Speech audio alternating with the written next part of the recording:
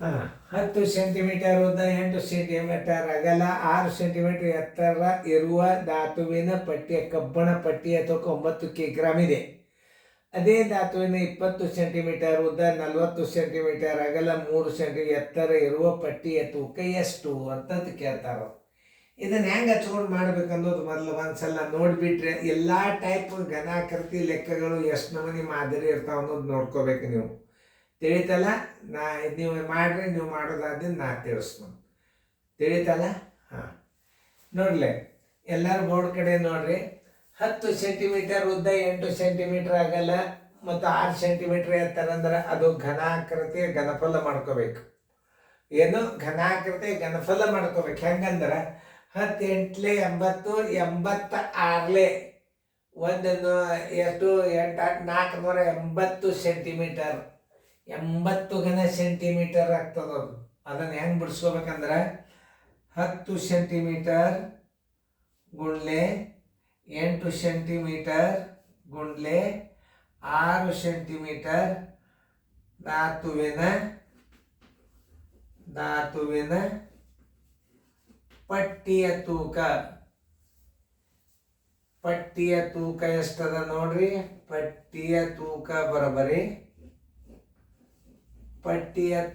ಬರಬರಿ 9 ಕಿಗ್ರಾಮ್ ನೋಡ್. ಅದೇ ಎಷ್ಟು? 20 ಸೆಂಟಿಮೀಟರ್ ಉದ್ದ, 4 ಸೆಂಟಿಮೀಟರ್ ಅಗಲ, 3 ಸೆಂಟಿಮೀಟರ್ ಅಳತೆಯ ಧಾತುವಿನ ಪಟ್ಟಿಯ ತೂಕ ಬರೋಬ್ಬರಿ ಎಷ್ಟು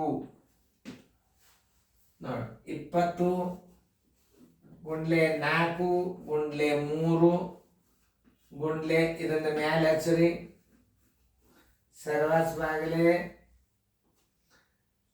10 ಗುಂಡ್ಲೆ 8 ಗುಂಡ್ಲೆ 6.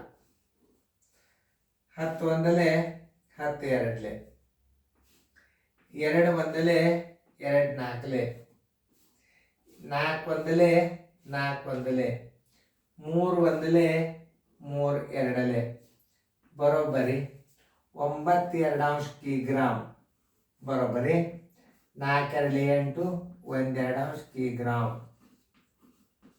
ಇದಿಲ್ಲ ಅಂದ್ರೆ ಅದರ ಹುಡುಕ್ಯಾಡ್ರಿ, ಎದುರಾಗದ 4 ಪೂರ್ಣಕ್ಕೆ 1 2 ಕಿಗ್ರಾಮ್. ಉತ್ತರ ಸಂಖ್ಯೆ ಡಿ.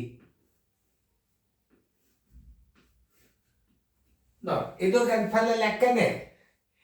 ಎಷ್ಟು ಟೈಪ್, ಎಷ್ಟು ನಮೂನಿ ಬರ್ತಾವ ಗಣಿತಗಳು ಎಲ್ಲ ಒಂದು ರೌಂಡ್ ತಿಳ್ಕೊಂಡ್ರಿ ಅಂತಂದ್ರೆ ವಿಚಾರ ಶಕ್ತಿ ನಿಮ್ಮಲ್ಲಿ ಬರಬೇಕು.